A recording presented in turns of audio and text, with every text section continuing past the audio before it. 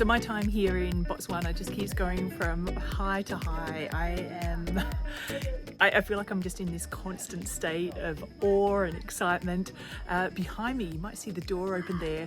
This is where I've stayed the last couple of nights. This is a rondavelle. It's a traditional African dwelling, and we've traveled a couple of hours outside Maun, and we're here at Gweta. And this is a place that is right on the edge of the Makgadikgadi, I hope I've said that correctly, but the Salt Pans, and that'll be our accommodation over the next 3 nights. We're going to go out to base camp today, then we're going to have a night under the stars on the Salt Pans, back to base camp, and then to finish this journey, this week-long expedition, head back to Maun, where the journey will continue.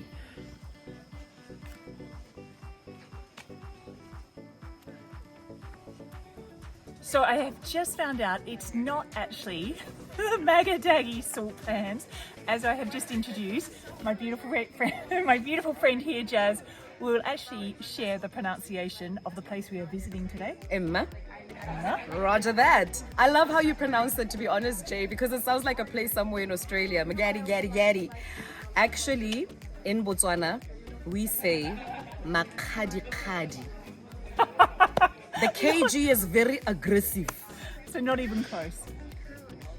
I got the Whispers of similarity, but we can take it there. Makgadikgadi. KG, very aggressive. Can we give it a shot? We can give it a shot. Makgadikgadi. Makgadikgadi. Perfection. I'm in the back of a game drive vehicle now, have left Gweta behind me and heading east towards the Salt Pans.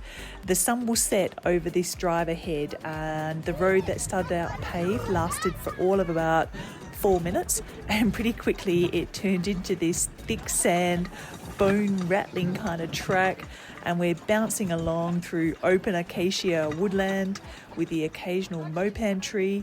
Plenty of dust is trailing behind us, and that sun is starting to set. It's definitely got a bit of a chill in the air, and I think we're coming to the edge of where the bush ends. It is, as I said, sun setting, so I can't quite see what's in front of me, but I am told that the pan that we're arriving at stretches out in front of us. It is going to be amazing to see this in daylight hours. Arrived at our campsite tonight, and it is truly breathtaking. I can't see any of the salt pan, but above me, the most beautiful nighttime sky I have seen. The stars, the expanse, it is truly breathtaking, awe-inspiring. Again, can't quite believe I'm here and experiencing this. Absolutely stunning. Good morning. I'm here on a salt pan. We slept out here last night. You can see our swags and a couple of my colleagues. This was bed last night, and woken up to this amazing view. We arrived late last night on some game vehicles, and some of those quad bikes arrived in pitch black, and then went and had dinner late last night. And to wake up to this view is something truly, truly awe-inspiring. It has just been a spectacular morning, and I'll show you a little bit around the camp here.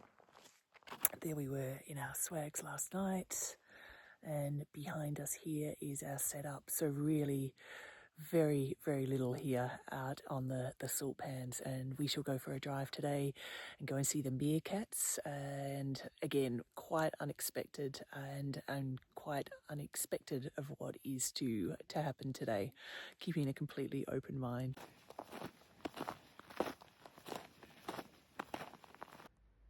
Breakfast on the salt pans. Hot coffee, scones, toast, cereal. What a great way to start the day in time lapse. With breakfast done, it's now time to go and explore this amazing landscape, and we're doing it today on the back of quad bikes, which is super cool. Just to give a little bit of information of where we are today, this salt pan is one of the largest on Earth, and it covers just over 12,000 square kilometres. So to put that in perspective, that is the same size as Switzerland. And this vast shimmering expanse was once part of an ancient lake which existed tens of thousands of years ago, and when the lake dried up, it left behind these striking mineral-rich salt pans. And I've heard that for most of the year, the pans appear dry and flat and lifeless. However, when the seasonal rains comes, parts of these pans do actually form shallow wetlands, and that can spark a dramatic change in the landscape where we see some of the wildlife return, including zebras and wildebeest, as they migrate across the landscape.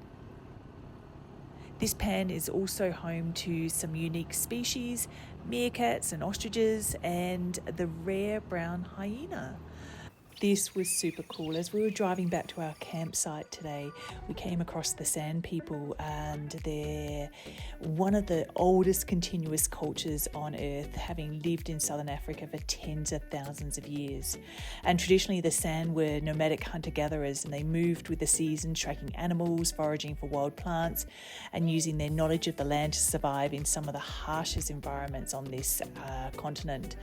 And their language is known for its unique click sounds, and their storytelling and music and dance have been passed down through generations as a way of preserving this knowledge and culture. So today was an absolute pleasure, just being able to spend some time and learn a little bit about not only their history, but also their living story of resilience and identity, and that enduring wisdom of one of the oldest cultures on Earth.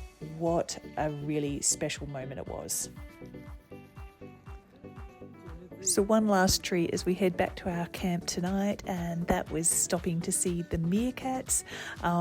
Did hear that only a few days ago this little group was up around numbers of 20, but unfortunately they're now down to 3 as they got attacked by the honey badgers.